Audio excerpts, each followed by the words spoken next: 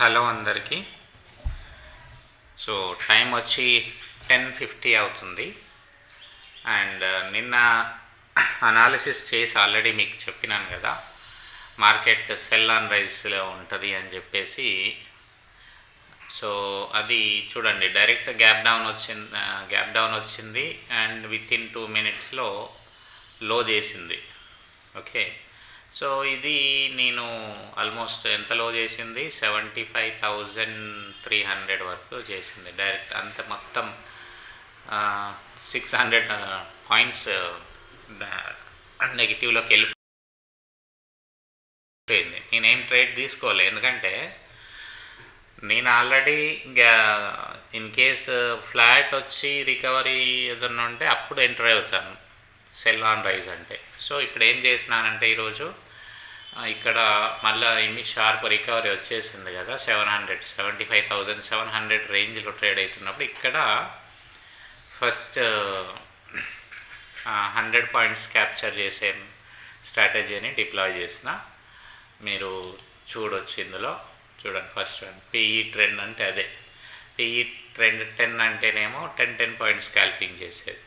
Okay, so ఇక్కడ నేను direct 100 points అంటే 120 పాయింట్స్ 20 క్వాంటిటీ తోటి చేస్తాం కదా, 3,300 ప్రాఫిట్ చేసిందన్నమాట.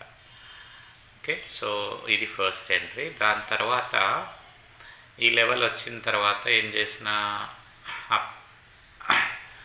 సో కన్సాలిడేషన్ అయ్యే ఛాన్స్ కనిపిస్తుంది అని చెప్పేసి ఈ ఆర్ఎస్ఐలో కూడా చూడండి మొత్తం ఫ్లాట్గా ఉంది ఇక్కడ.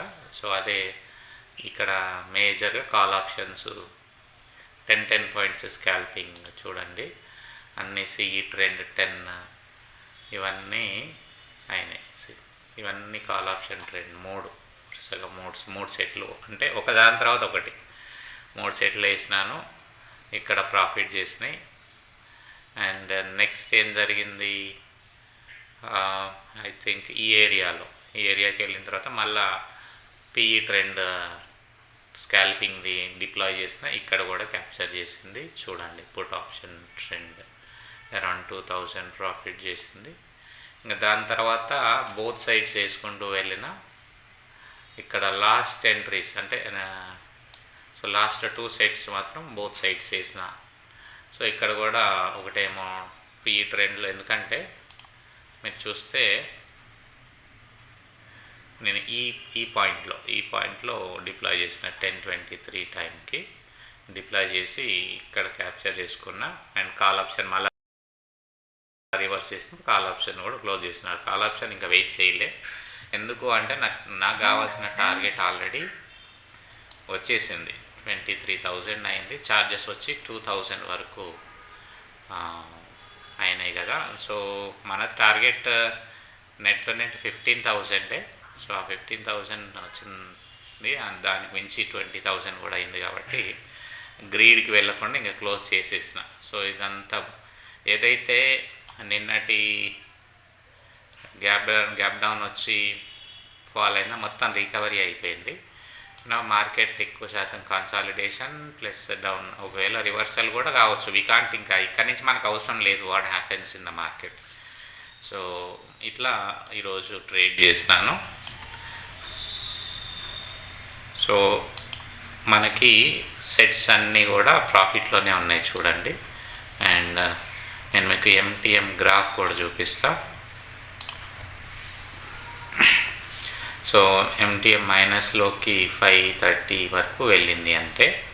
అండ్ ఇది గ్రాఫ్ సెన్సెక్స్ చార్ట్ తోటి కూడా ఒకసారి కంపేర్ చేద్దాం చూడండి. సో ఇట్లా ప్రాఫిట్ వచ్చింది అండ్ ఇంక్రీజ్ అయిందన్నమాట. రైట్, సో ఇది ఈరోజు ట్రేడ్. అండ్ నేను చేస్తుంది మాత్రం ఒకసారి మీకు మళ్ళీ చూపిస్తాను. Intraday strategy forward test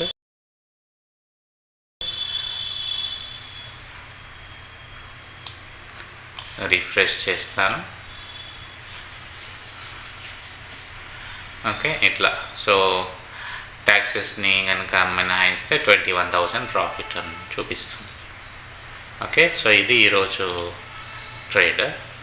and రేపటి ట్రెండ్ అనేది ఐ థింక్ ఆఫ్టర్ మార్కెట్ మాత్రమే చెప్పగలుగుతా నేను.